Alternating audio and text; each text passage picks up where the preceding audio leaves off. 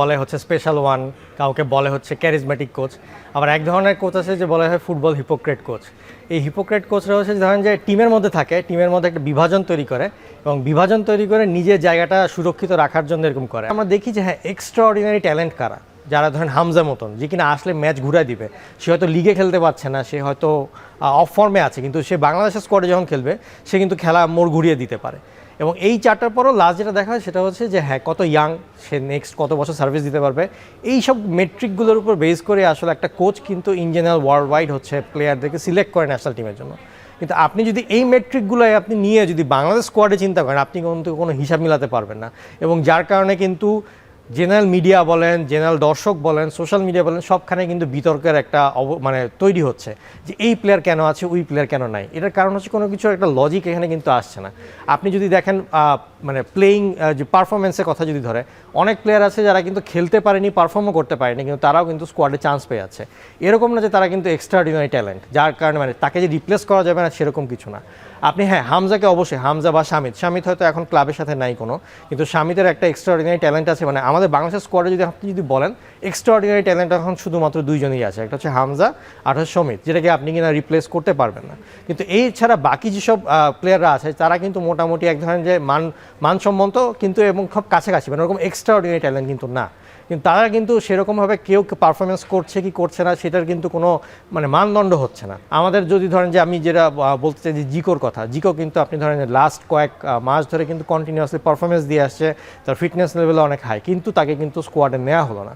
এবং সেখানে কিন্তু আপনি ধরেন যে কাবরেরা বলছে যে তাকে হচ্ছে ভবিষ্যতে কথা ভেবে আর কি আসলে শ্রাবণকে নিয়েছে, কারণ সে হচ্ছে ইয়াং। কিন্তু সেই হিসেবে দেখলে হচ্ছে পুরো স্কোয়াড হচ্ছে সুজন হচ্ছে গোলকিপার হিসেবে সবচেয়ে বেশি বয়সী, জিকো কিন্তু তার থেকেও ইয়াং। তো সেই হিসেবে কিন্তু জিকোর যে পারফরমেন্স এবং এই মৌসুম বিবেচনায় যদি দেখা হয় তাহলে কিন্তু জিকো অবশ্যই কিন্তু তাহলে আসে, কারণ জিকো কিন্তু এই মৌসুমে প্রত্যেকটা ম্যাচই বলতে গেলে খেলেছে। সেই হিসাবে সে এরকম ক্লিন শিটও রেখেছে, প্লাস ক্লিন শিট হয়তো মানদণ্ড না, কিন্তু তার যে সেভ বলেন, যে পারফরমেন্স বলেন, সেই পারফরমেন্সগুলো কিন্তু অতি মানবীয় ছিল কিছু কিছু ক্ষেত্রে। এবং কাবরেরা এখন পর্যন্ত যে সাকসেসের কথা যদি আমি বলি, যে সাফের সাকসেস কথা বলি আমরা, সেটা কিন্তু জিকোর কারণে এসেছিল, কারণ সেই সময় কিন্তু সাউথ এশিয়ার সে বেস্ট কিপার হয়েছিল।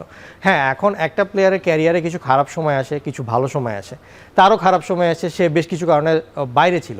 কিন্তু এখানে আসলে দেখতে হবে যে প্লেয়ারের যে চেষ্টাটা, জিকো ধরেন 2 মাস আগে তার হচ্ছে ওয়েট ছিল প্রায় 93 কেজিজের মতন, কিন্তু everyday for the last 2 month সে সকালে উঠে নিজে পার্সোনাল ট্রেনিং করেছে, বিকালবেলা ট্রেনিং করেছে প্লেয়ারের সাথে।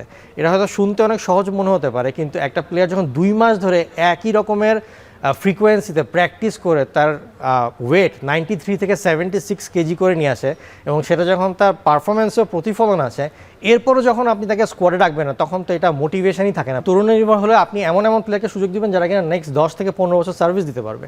কিউবা মিচেলের ক্ষেত্রে বলতে পারি যে কিউবা মিচেল হয়তো জুনে যখন সে প্রথম আর কি ছাড়পত্র পেয়েছিল, তখনও তার স্কোয়াডে অন্তর্ভুক্তির সুযোগ ছিল, কিন্তু তখনই হয়তো কাবরেরা তাকে আর কি নেননি। এবং এর পরের বারে যে উইন্ডো, সেইবারে কিন্তু উইন্ডোতে কিন্তু প্রথমে কিউবা মিচেলকে নেওয়া হয়নি, পরে মোহাম্মদ ইব্রাহিম যে কিনা আবনীতে খেলে, সেই ইনজুর্ড হওয়ার কারণে কিন্তু পরবর্তীতে কিউবা মিচেলকে এখানে অন্তর্ভুক্তি করা হয়েছে। এবং এইবারও কিন্তু এমন অনেক প্লেয়ার আছে যারা কিন্তু খেলার একেবারে বাইরে, এবং হচ্ছে ওভাবে পারফরমেন্সও করতে পারছে না ধারাবাহিকভাবে, তাদের বয়সও কিন্তু একবারে শেষের দিকে, ধরেন 28 বা 29, তারপরেও তাদেরকে কিন্তু স্কোয়াডে রাখা হয়েছে, কিন্তু সেক্ষেত্রে কিন্তু কিউবা মিচেলকে আর কি স্কোয়াডে রাখা হয়নি। তো এই যে মানে একদিকে তার কথা একরকম, আবার তার ইমপ্লিমেন্টেশনে আরেক রকম, তো এই ধরনের দ্বিচারিতাটা আসলে আমাদের বাংলাদেশের ফুটবলকে আসলে ক্ষতিগ্রস্ত করছে দিন শেষে।